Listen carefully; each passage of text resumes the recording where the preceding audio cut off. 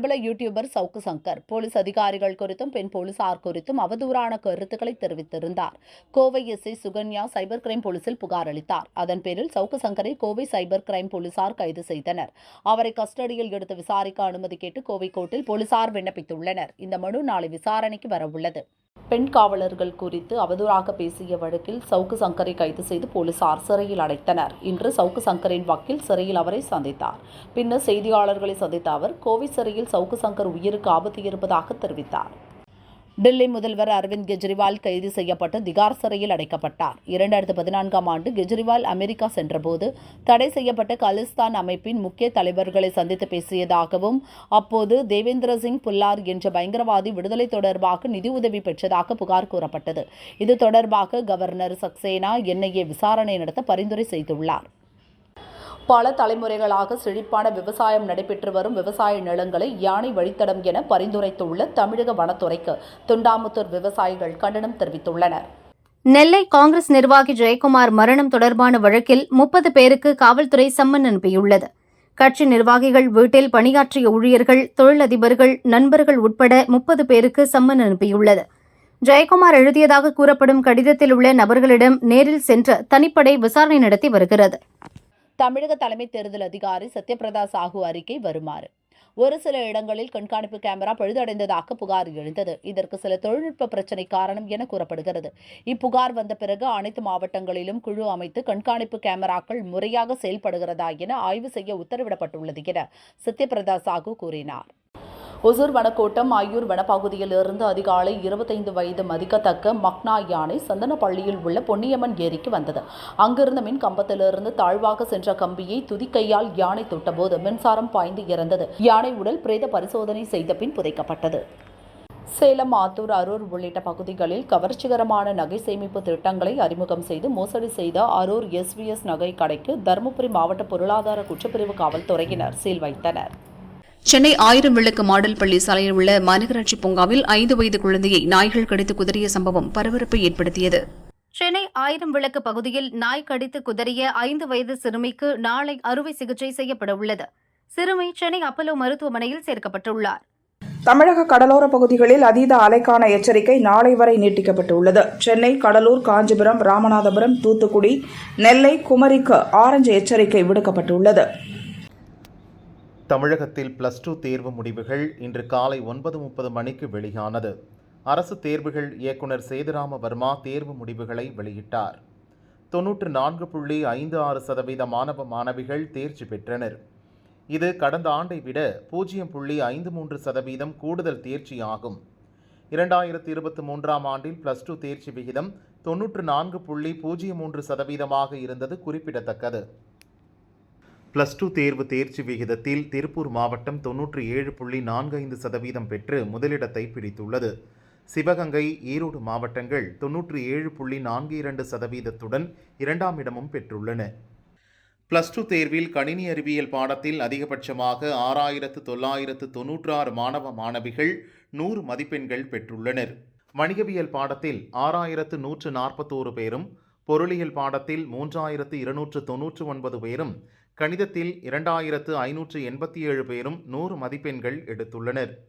தமிழில் 35, ஆங்கிலத்தில் 7, இயற்பியலில் 633, வேதியியலில் 471, உயிரியலில் 652, தாவரவியலில் 90, விலங்கியலில் 382 பேரும் 100 மதிப்பெண்கள் பெற்றுள்ளனர்.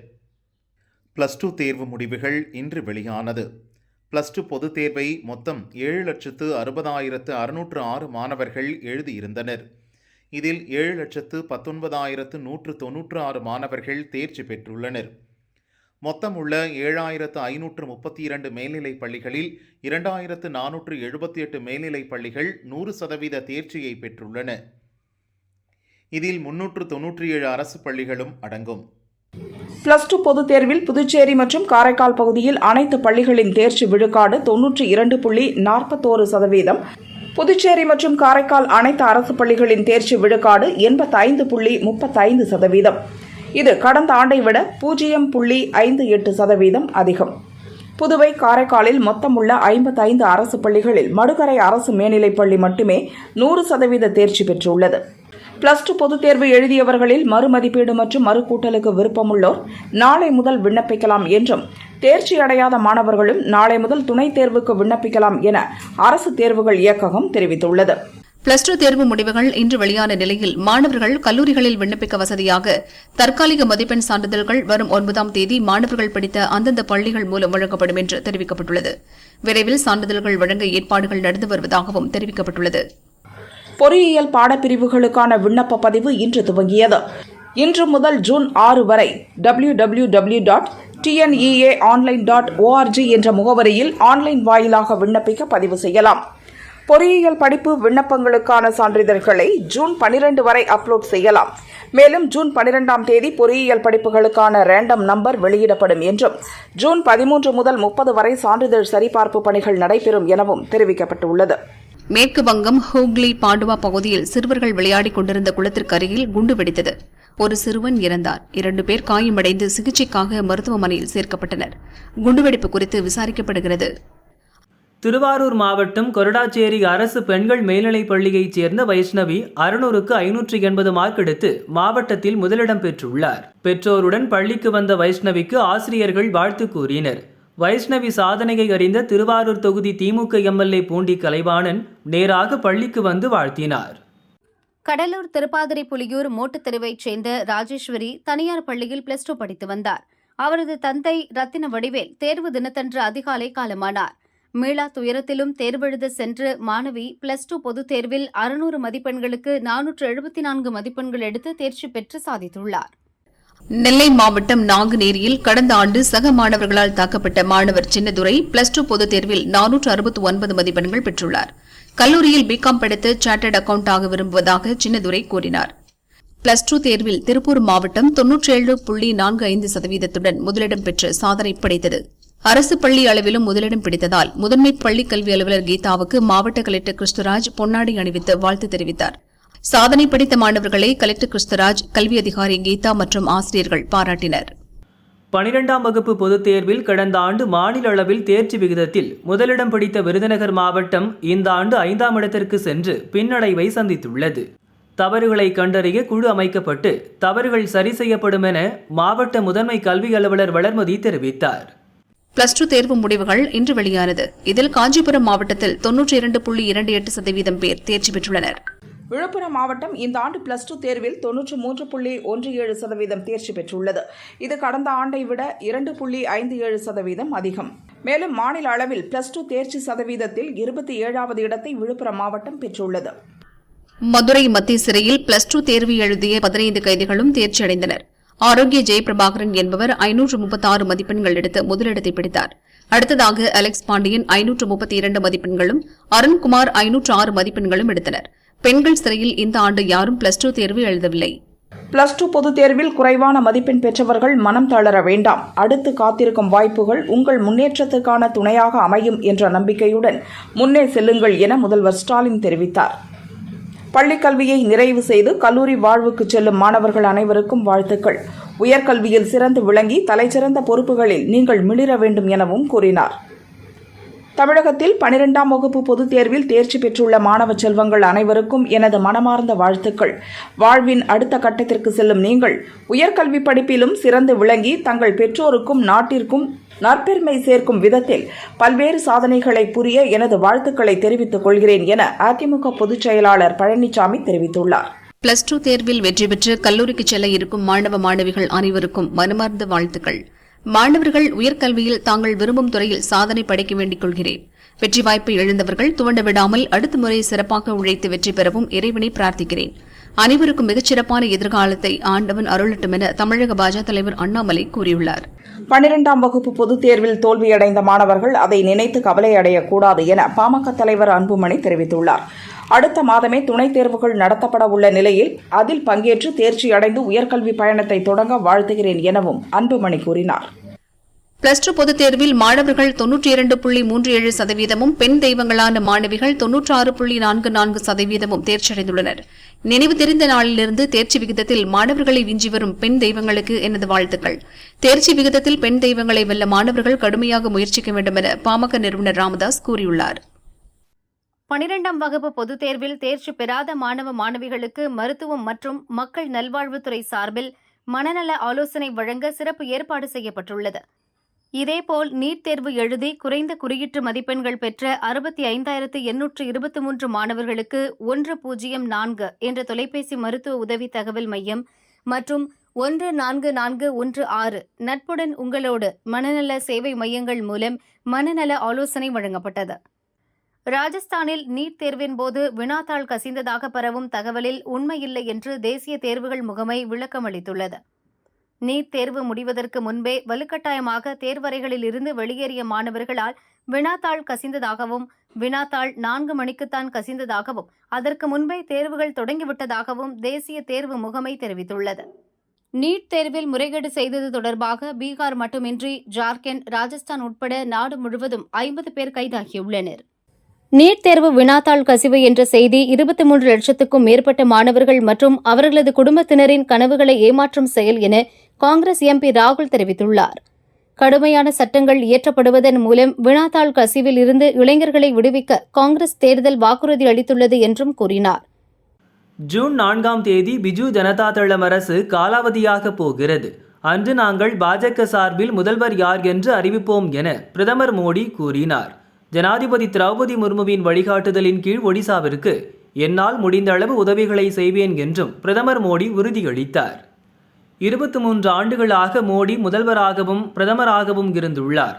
அவர் மீது 25 காசு அளவிற்கு கூட ஒரு குற்றச்சாட்டும் இல்லை என மத்திய உள்துறை அமைச்சர் அமித்ஷா பேசினார். பாஜகவை வீழ்த்த துர்காபூரில் 15 நாட்களாக மம்தா பிரச்சாரம் செய்து வருகிறார். இங்கேயே 5 ஆண்டுகள் தங்கியிருந்தாலும் துர்காபூரில் மம்தா வெற்றி பெற முடியாது என சவால் விடுக்கிறேன் என்றும் கூறினார். லோக்சபா தேர்தல் முடிவு வெளியாகும் ஜூன் 4ஆம் தேதி ஒரு வரலாற்று சிறப்புமிக்க நாளாக இருக்கும் என தமிழக பாஜக தலைவர் அண்ணாமலை கூறியுள்ளார். லோக்சபா தேர்தலில் தென்னிந்தியா முழுவதும் மோடி அலை வீசப்போகிறது. இதுவரை இல்லாத அளவாக அதிக இடங்களில் பாஜக வெற்றி பெறும் என்றும் தெரிவித்தார். ஒடிசாவில் பாஜக ஆட்சி அமைக்கும் என்று பிரதமர் நரேந்திர மோடி பேசியதற்கு பிஜு ஜனதா தள தலைவரும் ஒடிசா முதல்வருமான நவீன் பட்நாயக் பதிலளித்துள்ளார். பிரதமர் நரேந்திர மோடியின் பேச்சை விமர்சித்த நவீன் பட்நாயக் ஒடிசாவில் ஆட்சி அமைப்போம் என பாஜக பகல் கனவு காண்கிறது என கூறினார். லோக்சபா தேர்தலை முன்னிட்டு கடந்த வாரம் கர்நாடக பாஜக எக்ஸ் தளத்தில் ராகுல், சித்தராமையா ஆகியோரை விமர்சித்து வீடியோ ஒன்று பகிரப்பட்டிருந்தது. இது தொடர்பாக காங்கிரஸ் அளித்த புகாரின் அடிப்படையில் பாஜக தேசிய தலைவர் JP நட்டா, கர்நாடக பாஜக தலைவர் BY விஜயேந்திரா, பாஜக தகவல் தொழில்நுட்ப அணி பொறுப்பாளர் அமித் மாளவியா மீது பெங்களூரு காவல்துறையினர் வழக்கு பதிவு செய்துள்ளனர். இந்தியாவில் தடை செய்யப்பட்டுள்ள பிரிவினைவாத அமைப்பான காலிஸ்தானிடமிருந்து ஆம் ஆத்மி நிதி பெற்றதாக முதல்வர் கெஜ்ரிவால் மீது குற்றச்சாட்டு உள்ளது. இதுகுறித்து கவர்னர் சக்சேனாவுக்கும் புகார்கள் வந்தன. இந்நிலையில் இந்த வழக்கு குறித்து NIA விசாரிக்க உள்துறை அமைச்சகத்துக்கு கடிதம் மூலம் கவர்னர் சக்சேனா பரிந்துரை செய்தார். நில மோசடியுடன் தொடர்புடைய சட்டவிரோத பணப்பரிவர்த்தனை வழக்கு தொடர்பாக அமலாக்கத்துறையால் கைது செய்யப்பட்ட ஜார்க்கண்ட் முன்னாள் முதல்வர் ஹேமந்த் சோரனின் மாமா கடந்த வாரம் இறந்ததால் இறந்தவருக்கு சடங்குகள் செய்ய அவருக்கு ஹைகோர்ட்டால் பரோல் வழங்கப்பட்டுள்ளது. எனினும் பத்திரிகையாளர்களை சந்திப்பதற்கும் அரசியல் அறிக்கை கொடுப்பதற்கும் அனுமதி மறுக்கப்பட்டுள்ளது. தமிழகத்தில் அறிவிக்கப்படாத திடீர் மின்வெட்டால் பொதுமக்கள், குழந்தைகள் அவதியடைந்து வருகின்றனர். எனவே மின் உற்பத்தியை அதிகரிக்க தமிழக அரசு உடனடியாக நடவடிக்கை எடுக்க வேண்டும் என பாமக நிறுவனர் ராமதாஸ் வலியுறுத்தியுள்ளார். விவசாயத்திற்கு 24 மணி நேரமும் மும்முனை மின்சாரம் வழங்க வேண்டும் என்று பாமக தலைவர் அன்புமணி வலியுறுத்தியுள்ளார். விவசாயிகளுக்கு 24 மணி நேரம் மின்சாரம் வழங்க வேண்டியது மின்சார வாரியத்தின் கடமை என்று தமிழ்நாடு மின்சார ஒழுங்குமுறை ஆணையம் தீர்ப்பளித்துள்ள நிலையில் அதை செயல்படுத்த மின்வாரியம் மறுப்பது ஆணைய தீர்ப்பை அவமதிக்கும் செயலாகும் எனவும் கூறினார். மின்சாரத்தை தடையில்லாமல் வழங்குவதை உறுதி செய்வதோடு மின்சாரத்துறையில் உள்ள நிர்வாக சீர்கேடுகளை களைந்து மாநிலத்தில் மின் உற்பத்தியை அதிகரிப்பதற்கு தேவையான ஆக்கப்பூர்வமான நடவடிக்கைகளை மேற்கொள்ள வேண்டும் என டிடிவி தினகரன் கூறியுள்ளார். திமுக அரசை விமர்சிப்பவர்களை கைது செய்வது உள்ளிட்ட அடக்குமுறைகளில் திமுக அரசு ஈடுபட்டு வருகிறது. திமுக ஆட்சியில் போலீசாரின் முதன்மை பணியாக இதுதான் மாறியிருக்கிறது. ஆனால் பத்திரிகை சுதந்திரம் பற்றி மற்றவர்களுக்கு பாடம் எடுக்கிறார் முதல்வர் ஸ்டாலின். அவர் வெளியிட்ட பத்திரிகை சுதந்திர தின செய்தியை கண்ணாடி முன்பு நின்று அவர் திரும்ப திரும்ப படித்து பார்க்க வேண்டும் என பாஜக MLA வானதி தெரிவித்துள்ளார். தமிழகத்தில் +2 தேர்ச்சி பட்டியல் வெளியானது. தமிழகத்தின் கடைசி இடமாக 38வது இடத்தை திருவண்ணாமலை பிடித்தது. கலெக்டர் பாஸ்கர பாண்டியன் நிருபர்களிடம் கூறுகையில், அரசு பள்ளிகளிலும் தேர்ச்சி சதவீதத்தை உயர்த்த இந்த ஆண்டு முதல் 10ஆம் வகுப்பு +2 மாணவர்களுக்கு சிறப்பு ஆசிரியர்கள் நியமித்து பயிற்சி அளிக்கப்பட உள்ளது. இந்த ஆண்டு முதல் அந்த நடைமுறை பின்பற்றப்படும் என கூறினார். இந்தியா இலங்கை இடையே சிரியாபாணி என்ற கப்பல் சேவையை கடந்த ஆண்டு அக்டோபர் 14இல் பிரதமர் மோடி துவங்கி வைத்தார். சில காரணங்களுக்காக நிறுத்தப்பட்ட கப்பல் போக்குவரத்து வருகிற 13ஆம் தேதி முதல் மீண்டும் துவங்கப்பட உள்ளது. இந்த கப்பல் நாகப்பட்டினத்தில் காலை 8 மணிக்கு கிளம்பி நண்பகல் 12 மணிக்கு காங்கேசன் துறைமுகம் செல்லும். அங்கிருந்து மதியம் 2 மணிக்கு புறப்பட்டு மாலை 6 மணிக்கு நாகை வரும். ஸ்ரீரங்கம் ரங்கநாதர் கோயில் சித்திரை தேர் திருவிழா கடந்த 28ஆம் தேதி கொடியேற்றத்துடன் துவங்கியது. சிகர நிகழ்ச்சியான தேரோட்டம் இன்று கோலாகலமாக நடந்தது. ஆயிரக்கணக்கான பக்தர்கள் தேரை வடம் பிடித்து இழுத்தனர். 4 மாட வீதிகளிலும் திரண்டிருந்த பக்தர்கள் கோவிந்தா கோஷம் எழுப்பி நம்பெருமாளை வழிபட்டனர். நெல்லை எக்ஸ்பிரஸ் ரயிலில் 4 கோடி ரூபாய் பறிமுதல் செய்யப்பட்ட விவகாரத்தில் சென்னை நீலாங்கரையை சேர்ந்த பாரதிய ஜனதா தொழில்துறை பிரிவு மாநில துணைத் தலைவர் கோவர்த்தனன் சிபிசிஐடியின் விசாரணை வளையத்திற்குள் கொண்டு வரப்பட்டுள்ளார். கோவர்த்தனன் அளிக்கும் வாக்குமூலத்தின் அடிப்படையில் நயினார் நாகேந்திரனிடம் விசாரிக்க திட்டமிட்டுள்ளனர். வளிமண்டல கீழடுக்கில் காற்றின் திசை மாறுபடும் பகுதி காரணமாக நாளை முதல் 8ஆம் தேதி வரை பல்வேறு மாவட்டங்களில் கனமழைக்கு வாய்ப்புள்ளது. வட மாவட்டங்களின் சில இடங்களில் இன்று வெப்ப அலை வீசும். பெரும்பாலான மாவட்டங்களில் வறண்ட வானிலை நிலவும். சில இடங்களில் இடி மின்னலுடன் திடீர் மழைக்கும் வாய்ப்புள்ளது என சென்னை வானிலை ஆய்வு மையம் தெரிவித்துள்ளது. ஜாஃபர் சாதிக் மீதான குற்ற பின்னணிக்கும் எனக்கும் எவ்வித தொடர்பும் இல்லை என இயக்குனர் அமீர் தெரிவித்துள்ளார். ஆனால் புலனாய்வு புலிகள் என்று கூறிக்கொள்ளும் யூடியூபர்கள் என் மீது அவதூறு பரப்புவதை நிறுத்த வேண்டும், பணம் சம்பாதிக்க வேண்டும் என்ற நோக்கத்தில் நான் சினிமாவுக்கு வரவில்லை என்றும் கூறினார். தமிழகத்தில் லோக்சபா பாரதிய ஜனதா கூட்டணி வேட்பாளர்கள் போட்டியிட்ட தொகுதிகளில் பூத் கமிட்டி பணிகளுக்காக கட்சி மேலிடம் பெரும் தொகையை வழங்கியது. பல மாவட்டங்களில் அந்த பணத்தை நிர்வாகிகளே சுருட்டிவிட்டனர். தேர்தல் வரவு செலவு கணக்கு விவகாரம், தேர்தல் பணிகளில் உள்குத்து விவகாரத்தால் மாநில நிர்வாகிகள் மற்றும் மாவட்ட தலைவர்களை மாற்ற அண்ணாமலை திட்டமிட்டுள்ளார். தமிழகத்தில் வெப்ப அலையால் ஏற்படும் ஹீட் ஸ்ட்ரோக் பிரச்சினைக்காக அரசு ஹாஸ்பிட்டல்களில் சிறப்பு வார்டுகள் துவக்கப்பட்டுள்ளதாக மக்கள் நல்வாழ்வுத்துறை செயலர் ககன்தீப் சிங் பேடி கூறியுள்ளார். அதிகரிக்கும் வெப்ப தாக்கம் குறித்து மக்கள் விழிப்புணர்வுடன் இருக்க வேண்டும், அச்சமடைய தேவையில்லை, அவசியமின்றி முதியோர், இணை நோயாளிகள், குழந்தைகள் பகலில் வெளியில் வர வேண்டாம் என்றும் அவர் தெரிவித்துள்ளார். சபரிமலையில் கடந்த ஆண்டு மண்டல மகர விளக்கு சீசனில் கட்டுக்கடங்காத கூட்டம் கூடியதால் பக்தர்கள் பெரும் சிரமத்துக்கு ஆளானார்கள்.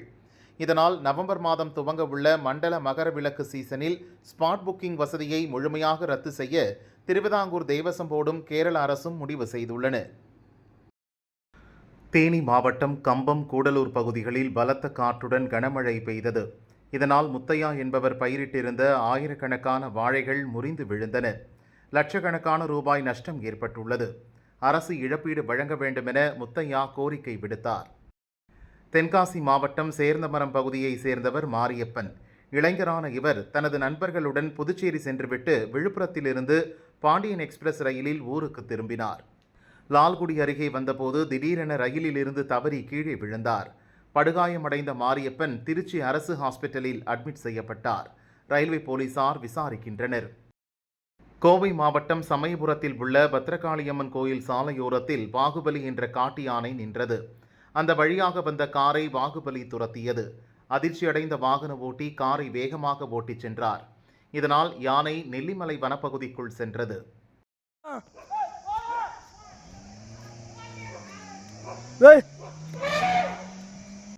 சித்திரை அமாவாசையான மே 7ஆம் தேதி அனைத்து மக்களும் தங்கள் இஷ்ட தெய்வம், குலதெய்வம், முன்னோர்களை நினைத்து அருகில் உள்ள கோயில்களுக்கு சென்று மும்மாரி மழை பொழிந்திட இறைவனை ஒன்று சேர்ந்து வேண்டுவோம்.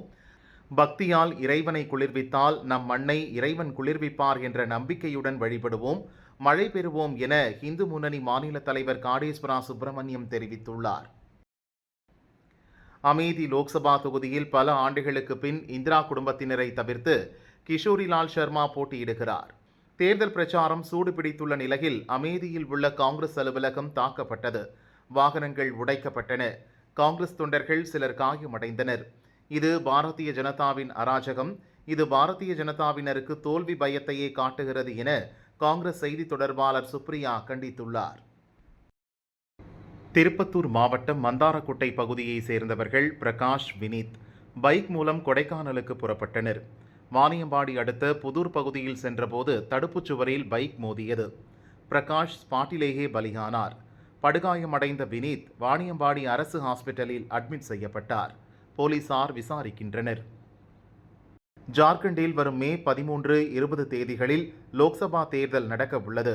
மாநிலத்தில் 10க்கும் மேற்பட்ட இடங்களில் அமலாக்கத்துறை அதிகாரிகள் சோதனை நடத்தினர். இதில் ஊரக வளர்ச்சித்துறை அமைச்சர் ஆலம்கீர் ஆலம் உதவியாளர் சஞ்சீவ்லால் வீட்டில் பீரோவில் இருந்து கட்டுக்கட்டாக பணம் பறிமுதல் செய்யப்பட்டது. 20 கோடி வரை இருக்கலாம் என கூறப்படுகிறது. லோக்சபா தேர்தலில் 3ஆம் கட்டமாக 93 தொகுதிகளில் நேற்றுடன் பிரச்சாரம் ஓய்ந்தது. குஜராத், மகாராஷ்டிரா, கர்நாடகா உட்பட 11 மாநிலங்களில் நாளை ஓட்டுப்பதிவு நடக்க உள்ளது. இதில் 1351 வேட்பாளர்கள் போட்டியிடுகின்றனர். ஊட்டி, கொடைக்கானல் செல்ல நாளை முதல் இ-பாஸ் பெற வேண்டும். அதன்படி இன்று முதல் epass.tnega.org என்ற இணைய முகவரியில் இ-பாஸ் விண்ணப்பிக்கும் நடைமுறையை சுற்றுலா பயணியர் கடைபிடிக்க அறிவுறுத்தப்படுகின்றனர். இந்த நடைமுறை 7ஆம் தேதி முதல் ஜூன் 30ஆம் தேதி வரை நடைமுறையில் இருக்கும். சேலம் மாவட்டம் முத்தம்பட்டி ரயில்வே கேட் பகுதியில் வீசிய பலத்த காற்றால் ரயில்வே கேட் ஒன்று சேதமடைந்து உயிரெழுத்து மின் கம்பியில் விழுந்தது.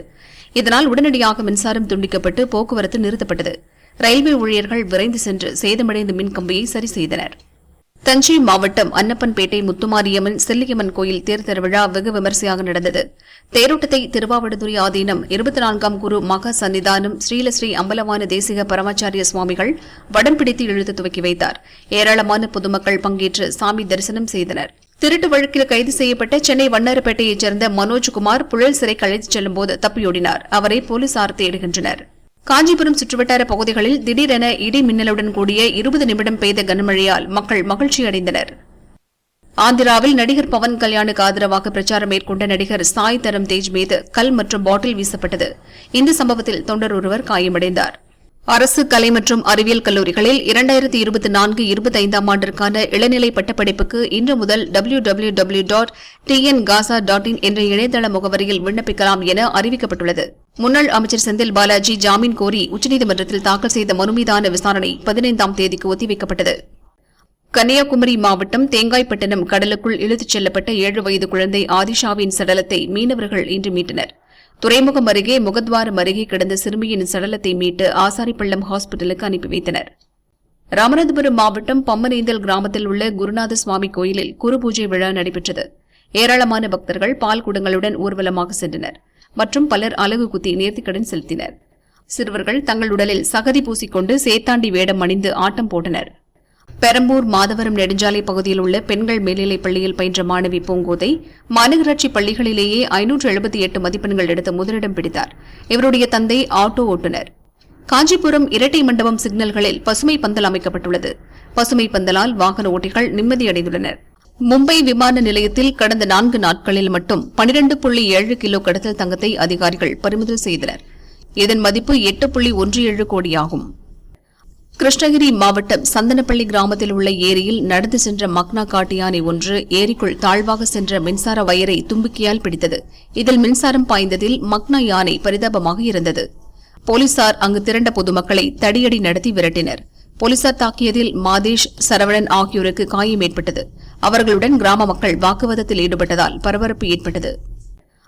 மதிமுக முன்னாள் அவைத் தலைவர் துரைசாமி வைகோ அணி மாறிவிட்டதாக கூறியுள்ளார். துரைசாமிக்கு மதிமுக பற்றி பேச அருகதையில்லை. தலைமை பதவி கிடைக்காத ஆதங்கத்தில் இவ்வாறு தெரிவித்துள்ளார். கட்சியில் இருந்து நீக்கப்பட்டவர் கட்சி பற்றி எந்த கருத்தும் பேசக்கூடாது என மதிமுக அவைத் தலைவர் ஆடிட்டர் அர்ஜுனராஜ் கூறினார். பிரதமர் மோடி தொடர்ந்து 3வது முறையாக உத்தரப்பிரதேச மாநிலம் வாரணாசி தொகுதியில் போட்டியிடுகிறார். வாரணாசி தொகுதியில் வரும் 14ஆம் தேதி வேட்புமனு தாக்கல் செய்கிறார்.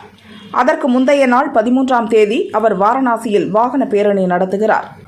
பொறியியல் பாடப்பிரிவுகளுக்கான விண்ணப்ப பதிவு இன்று துவங்கியது. இன்று முதல் ஜூன் 6 வரை www.tneaonline.org என்ற முகவரியில் ஆன்லைன் வாயிலாக விண்ணப்பிக்க பதிவு செய்யலாம். பொறியியல் படிப்பு விண்ணப்பங்களுக்கான சான்றிதழ்களை ஜூன் 12 வரை அப்லோட் செய்யலாம். மேலும் ஜூன் 12ஆம் தேதி பொறியியல் படிப்புகளுக்கான ரேண்டம் நம்பர் வெளியிடப்படும் என்றும் ஜூன் 13 முதல் 30 வரை சான்றிதழ் சரிபார்ப்பு பணிகள் நடைபெறும் எனவும் தெரிவிக்கப்பட்டுள்ளது. குஜராத் மாநிலம் அகமதாபாத்தில் உள்ள 6 to 7 பள்ளிகளுக்கு வெடிகுண்டு மிரட்டல் விடுத்து மின்னஞ்சல்கள் வந்துள்ளன. இது தொடர்பாக பள்ளி நிர்வாகம் காவல் கட்டுப்பாட்டு அறையை தொடர்பு கொண்டு தகவல் தெரிவித்தனர். உடனே மின்னஞ்சல்கள் வந்த பள்ளிகளுக்கு காவல்துறையினர் மற்றும் வெடிகுண்டு நிபுணர்கள் விரைந்தனர். முன்னெச்சரிக்கை நடவடிக்கையாக அப்பள்ளிகளில் அவர்கள் தீவிர சோதனை மேற்கொண்டனர். போதைப்பொருள் கடத்தல் வழக்கில் ஜாஃபர் ஷாதிக் உட்பட 5 பேரின் நீதிமன்ற காவல் இன்றுடன் நிறைவடைந்தது. இதனால் அனைவரும் டெல்லி கோர்ட்டில் மீண்டும் ஆஜர்படுத்தப்பட்டனர். நீதிபதி சுதீர்குமார் ஜாஃபர் ஷாதிக் உட்பட 5 பேரின் நீதிமன்ற காவலையும் வரும் 29ஆம் தேதி வரை நீட்டித்து உத்தரவிட்டார். இதனால் அனைவரும் மீண்டும் திகார் சிறையில் அடைக்கப்பட்டனர். கோவை மாவட்டத்தில் குடிநீர் தட்டுப்பாட்டை போக்க உரிய நடவடிக்கை எடுக்க வலியுறுத்தி முன்னாள் அமைச்சர் SP வேலுமணி தலைமையில் அதிமுக MLAக்கள் மாவட்ட கலெக்டரிடம் மனு அளித்தனர். பொள்ளாச்சியில் தென்னை விவசாயிகள் மரங்களை காப்பாற்ற லாரியில் தண்ணீர் வாங்கி ஊற்றுவதை அதிகாரிகள் தடுக்கக்கூடாது என்றும் வலியுறுத்தினர். சிவகங்கை மாவட்டம் பள்ளத்தூர் பேரூராட்சி பகுதியில் உள்ள 3 கண்மாய்கள் 15 குளங்கள் வறண்டுவிட்டன. இதனால் கால்நடைகள் தண்ணீரின்றி சுற்றித் திரிகின்றன. தண்ணீர் பிரச்சினையை போக்க 25 இடங்களில் பேரூராட்சி பணியாளர்கள் மற்றும் சமூக ஆர்வலர்கள் இணைந்து தண்ணீர் தொட்டி அமைத்துள்ளனர். ராமநாதபுரம் மாவட்டம் சுபத்தான் என்ற கிராமத்தில் 64 ஏக்கர் நிலம் வாங்கி கொடுத்ததில் அழகப்பன் என்பவர் 3 கோடி ரூபாய் மோசடி செய்துவிட்டார். அவர் மீது நடவடிக்கை எடுக்க கோரி ராமநாதபுரம் மாவட்ட குற்றப்பிரிவு அலுவலகத்தில் நடிகை கௌதமி புகார் அளித்துள்ளார். கடலூர் மாவட்டம் சிதம்பரம் அருகே வடலூர் நோக்கி சென்று கொண்டிருந்த சொகுசு வேன் சாலை வளைவில் திரும்பும்போது ஓட்டுநரின் கட்டுப்பாட்டை இழந்து 10 அடி பள்ளத்தில் உருண்டு விழுந்தது. இதில் 5 பேர் படுகாயமடைந்தனர். மேலும் 5 பேர் லேசான காயத்துடன் தப்பினர். போலீசார் வழக்கு பதிந்து விசாரணை செய்து வருகின்றனர். திருப்பத்தூர் மாவட்டம் ரங்காபுரம் முதல் ராளக்கொத்தூர் கிராமம் வரை போடப்பட்டுள்ள தார் சாலை தரமற்று இருப்பதாக கூறி மிட்டாளம் ஊராட்சியைச் சேர்ந்த வார்டு உறுப்பினர் பிரகாஷ் 20 மீட்டர் தொலைவிற்கு தார் சாலையை பெயர்த்து எடுத்துள்ளார். இதனால் 2 லட்சம் இழப்பீடு ஏற்பட்டுள்ளதாகவும் உரிய கமிஷன் தரவில்லை என்பதால் பிரகாஷ் சாலையை சேதப்படுத்தியதாகவும் ஒப்பந்ததாரர் சக்தி கணேஷ் என்பவர் புகார் அளித்தார். பிரகாஷை கைது செய்து போலீசார் விசாரணை மேற்கொண்டு வருகின்றனர். வேலூர் அருகே அலமேலு ரங்காபுரத்தில் இந்து முன்னணியின் மாநில அளவிலான பண்பு பயிற்சி முகாமினை மாநில பொதுச் செயலாளர் முருகானந்தம் தலைமையில் நாராயணி மருத்துவமனையின் இயக்குநர் டாக்டர் பாலாஜி குத்துவிளக்கேற்றி துவக்கி வைத்தார். இன்று முதல் வரும் 12ஆம் தேதி வரையில் இம்முகாமானது நடத்தப்படுகிறது. ராணிப்பேட்டை மாவட்டம் சோளிங்கர் சித்தூர் சாலையில் உள்ள தனியார் திருமண மண்டபத்தில் Shri Kanchi Bodhidharmar sports Shito Ryu karate association of India பள்ளி சார்பில் கராத்தே போட்டி நடைபெற்றது. இதில் ராணிப்பேட்டை, திருவள்ளூர், காஞ்சிபுரம், சித்தூர் ஆகிய மாவட்டங்களைச் சேர்ந்த 250க்கும் மேற்பட்ட கராத்தே மாணவ மாணவிகள் கலந்து கொண்டனர். வேலூர் கலெக்டர் அலுவலகத்தில் திடீர் தீ விபத்து ஏற்பட்டது. மின்பெட்டியில் ஒயர்கள் தீப்பிடித்து எரிந்தது. இதை சரிசெய்ய சென்ற எலக்ட்ரீஷியன் சந்தோஷ் என்பவர் மின்சாரம் தாக்கி தூக்கி வீசப்பட்டார். இந்நிலையில் ஆட்சியர் அலுவலகத்தில் லிப்டில் அதிகாரிகள், பெண்கள் என 8 பேர் சிக்கிக் கொண்டனர். 45 நிமிடங்கள் போராட்டத்திற்கு பின்னர் ஊழியர்கள் அவர்களை பத்திரமாக மீட்டனர். திருவாரூரில் இருந்து கும்பகோணம் செல்லும் சாலையில் மஞ்சக்குடி என்ற பகுதியில் தனது இருசக்கர வாகனத்தில் சாகசம் செய்த மாணவன் அஜய்ராஜ் அதை வீடியோவாக எடுத்து இன்ஸ்டா பக்கத்தில் பதிவிட்டுள்ளார். வீடியோ வைரலாக பரவி வந்த நிலையில் இதுகுறித்து குடவாசல் போலீசார் தீவிரம் விசாரணை நடத்தி வருகின்றனர். அஜய்ராஜை கைது செய்து சாகசம் செய்ய பயன்படுத்திய மோட்டார் சைக்கிளை பறிமுதல் செய்தனர். காஞ்சிபுரம் ஆகாய கன்னியம்மன் கோயிலில் 108 பால்குட அபிஷேகம் மற்றும் அரசு வேம்பு விருட்சகங்களின் சிவ பார்வதி திருக்கல்யாண உற்சவ விழா நடைபெற்றது. கரூர் மாவட்டம் பரமத்தி அருகே சாலையோரமுள்ள குடிநீர் குழாய் உடைந்து பல லட்சம் லிட்டர் தண்ணீர் வீணாகியது. பெண் காவலர்கள் குறித்த சவுக்கு சங்கரின் வீடியோவை வெளியிட்ட ரெட் பிக்ஸ் யூடியூப் மீதும் சைபர் கிரைம் காவல்துறையினர் வழக்கு பதிந்துள்ளனர். மேலும் சிறையில் அடைக்கப்பட்டுள்ள சவுக்கு சங்கரை காவலில் எடுத்து விசாரிக்கவும் சைபர் கிரைம் காவல்துறையினர் திட்டமிட்டு அதற்கான நடவடிக்கையை மேற்கொண்டு வருகின்றனர். IPL வரலாற்றில் சென்னை சூப்பர் கிங்ஸ் அணிக்காக அதிக முறை ஆட்டநாயகன் விருதினை வென்ற வீரர் என்ற சாதனையை ரவீந்திர ஜடேஜா பெற்றுள்ளார். முன்னதாக சென்னை அணியின் முன்னாள் கேப்டன் MS தோனி 15 முறை ஆட்டநாயகன் விருது வென்றிருந்ததே அதிகபட்சமாக இருந்தது. தோனியின் இந்த சாதனையை ரவீந்திர ஜடேஜா முறியடித்துள்ளார். வாஜ்பாய் மற்றும் மோடியின் ஆட்சி காலத்தில்தான் அதிக வேலைவாய்ப்புகள் உருவாக்கப்பட்டுள்ளன என IMF-இன் முன்னாள் இந்திய நிர்வாக இயக்குநர் சுர்ஜித் பல்லா தெரிவித்துள்ளார். பிரதமர் மோடி தலைமையிலான மத்திய அரசு கடந்த 8 ஆண்டுகளில் 1 கோடி பேருக்கு வேலைவாய்ப்பை உருவாக்கியுள்ளதாகவும் கூறினார். திருவள்ளூர் அடுத்த நசரத்பேட்டை பகுதிகளில் மாணவர்களுக்கு கஞ்சா விற்பனை செய்த 4 பேரை போலீசார் கைது செய்தனர். அவர்களிடமிருந்து 1.5 கிலோ கஞ்சா, போதை மாத்திரைகள், போதைக்காக செலுத்தப்படும் மயக்க ஊசிகள் பறிமுதல் செய்யப்பட்டது. நீலகிரி, ராணிப்பேட்டை, வேலூர், திருவண்ணாமலை, திருப்பத்தூர், கிருஷ்ணகிரி, தருமபுரி, சேலம், ஈரோடு, கோவை, விருதுநகர் மற்றும் தேனி ஆகிய 12 மாவட்டங்களில் கனமழைக்கு வாய்ப்புள்ளதாக வானிலை ஆய்வு மையம் தெரிவித்துள்ளது. கன்னியாகுமரி அருகே லெமூர் கடலில் குளித்த மருத்துவக் கல்லூரி மாணவர்கள் 12 பேரில் 5 பேர் அலையில் சிக்கி இறந்தனர். ஏனைய 7 பேரை அப்பகுதி மீனவர்கள் உதவியுடன் குமரி மாவட்ட காவல்துறை மற்றும் கடலோர காவல் படையினர் உயிருடன் மீட்டனர். தமிழகம் முழுவதும் 104 சிவில் நீதிபதிகள் இடமாற்றம் செய்யப்பட்டுள்ளனர். இது தொடர்பான அறிவிப்பை சென்னை ஹைகோர்ட் தலைமை பதிவாளர் ஜோதிராமன் வெளியிட்டுள்ளார். சென்னையில் மட்டும் 7 பேர் இடமாற்றம் செய்யப்பட்டுள்ளனர். மாரி செல்வராஜ் இயக்கத்தில் துரு விக்ரம் ஒரு படத்தில் நடிக்கிறார். நீண்ட காலமாக அறிவிக்கப்பட்டு துவங்காமல் இருந்த இந்த படம் இன்று பூஜையுடன் துவங்கியது. அனுபமா பரமேஸ்வரன், ரஜிஷா விஜயன் நாயகிகளாக நடிக்கும் இந்த படத்திற்கு பைசன் காலமாடன் என பெயரிட்டு முதல் பார்வை போஸ்டரை வெளியிட்டுள்ளனர். இது பற்றி அவன் கார்மேகம் போல வாரான் காலமாடன் என குறிப்பிட்டுள்ளார் மாரி செல்வராஜ். ஜிவி பிரகாஷ், கௌதம் மேனன் முதன்மை வேடத்தில் நடித்துள்ள படம் 13. ஆத்யா பிரசாத், பவ்யா திரிகா ஆகியோரும் நடித்துள்ளனர். டார்லிங் படத்திற்கு பிறகு மீண்டும் ஒரு த்ரில்லர் படத்தில் ஜிவி பிரகாஷ் நடிக்கிறார். படப்பிடிப்பு முடிந்து மற்ற பணிகள் நடக்கின்றன. இயக்குனர் விவேக் கூறுகையில், இது ஒரு புலனாய்வு தொடர்புடைய த்ரில்லர் படம். ரசிகர்களை சீட்டி நுனியில் இந்த படம் அமர வைக்கும் என்கிறார். சாந்தகுமார் இயக்கத்தில் ரசவாதி படத்தில் நாயகனாக நடித்துள்ளார் அர்ஜுன் தாஸ். இவர் கூறுகையில், இந்த கதை மிகவும் பிடித்தது. ஒரு நேரத்தில் ஒரு படம் பண்ணுவதுதான் என் பழக்கம். கடந்த ஆண்டு ஒரு படம் சம்பந்தமாக நானும் ஐஸ்வர்ய லட்சுமியும் இணைந்து எடுத்த போட்டோ வெளியானது. நாங்கள் காதலிப்பதாகவும் திருமணம் செய்ய போவதாகவும் இப்போது வதந்தி பரப்புகின்றனர். அவர் எனது காதலி கிடையாது, தோழி மட்டுமே. சினிமாவில் சாதிக்க வேண்டியது நிறைய உள்ளது. எனது திருமணத்திற்கு அவசரம் இல்லை என்கிறார்.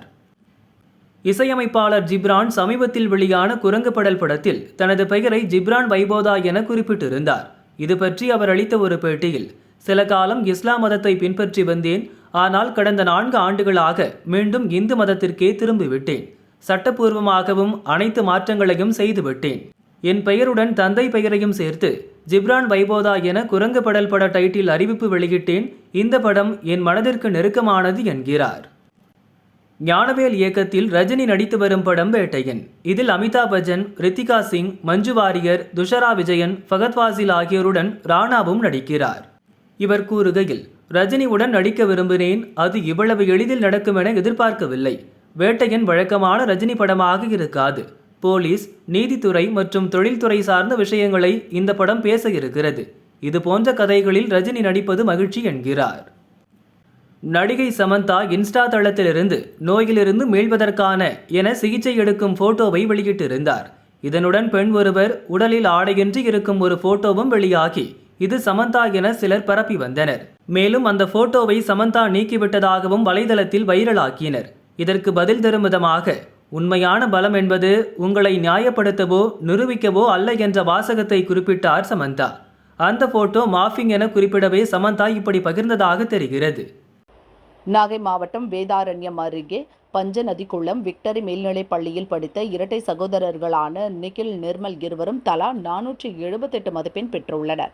இவர்களது தந்தை செல்லப்பா விவசாயி. இரட்டை சகோதரர்கள் இருவரும் ஒரே பள்ளியில் ஒரே வகுப்பில் படித்து ஒரே மதிப்பெண் பெற்றுள்ளனர்.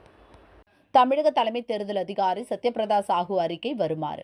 ஒரு சில இடங்களில் கண்காணிப்பு கேமரா பழுதடைந்ததாக புகார் எழுந்தது. இதற்கு சில தொழில்நுட்ப பிரச்சினை காரணம் என கூறப்படுகிறது. இப்புகார் வந்த பிறகு அனைத்து மாவட்டங்களிலும் குழு அமைத்து கண்காணிப்பு கேமராக்கள் முறையாக செயல்படுகிறதா என ஆய்வு செய்ய உத்தரவிடப்பட்டுள்ளது என சத்யபிரதா சாஹூ கூறினார். கன்னியாகுமரி மாவட்டம் மாத்தார் பகுதியைச் சேர்ந்தவர் ஷிபு வர்கீஸ் திருப்பூர் செங்கம்பள்ளியில் வசித்து வருகிறார். இவரது மகன் சுபின் வர்கீஸ் வயது 19 கோயம்புத்தூரில் உள்ள இந்துஸ்தான் பொறியியல் கல்லூரியில் 2ஆம் ஆண்டு படித்து வருகிறார். விடுமுறை என்பதால் சொந்த ஊரான குமரி மாவட்டத்திற்கு வந்தவர் இன்று பரளி ஆற்றில் குளிக்க சென்றுள்ளார். சுபின் வர்கீஸ் நீரில் மூழ்கி மாயமானார். தீயணைப்புத் துறையினர் சுபின் வர்கீஸ் உடலை சடலமாக மீட்டனர். வேலூரில் 110 டிகிரி வெயில் வீசுகிறது. இந்த நிலையில் சத்துவாச்சாரி மலைக்கு இன்று சமூக விரோதிகள் தீ வைத்தனர். இந்த தீயினால் அரிய வகை மரங்கள், மூலிகை செடிகள் தீயில் எரிந்து நாசமானது. மலைகளுக்கு தொடர்ந்து தீ வைக்கும் சமூக விரோதிகளை கைது செய்ய வனத்துறையும் மாவட்ட நிர்வாகமும் நடவடிக்கை எடுக்க வேண்டும் என சமூக ஆர்வலர்கள் கோரிக்கை வைத்தனர். தென்காசி மாவட்டத்தில் +2 தேர்வில் வலசை ஆக்ஸ்போர்ட் மெட்ரிக் மேல்நிலைப் பள்ளி மாணவர் எம்பத்ரி நாராயணன் 600க்கு 592 மதிப்பெண்கள் பெற்று முதலிடம் பெற்றார். இவர் தினமலருக்கு அளித்த பேட்டியில் தான் படிக்க பல நாட்கள் தனது தந்தை தூங்காமல் இருந்து எனக்கு உதவி செய்தார் என தெரிவித்தார். கன்னியாகுமரி மாவட்டம் மாத்தார் பகுதியைச் சேர்ந்தவர் ஷிபு வர்கீஸ் திருப்பூர் செங்கம்பள்ளியில் வசித்து வருகிறார். இவரது மகன் சுபின் வர்கீஸ் வயது 19 கோயம்புத்தூரில் பொறியியல் படிக்கிறார். விடுமுறையில் சொந்த ஊரான குமரி மாவட்டத்திற்கு வந்தவர் இன்று பரளி ஆற்றில் குளிக்க சென்றார். வர்கீஸ் நீரில் மூழ்கி இறந்தார். தீயணைப்புத் துறையினர் சுபின் வர்கீஸ் உடலை சடலமாக மீட்டனர்.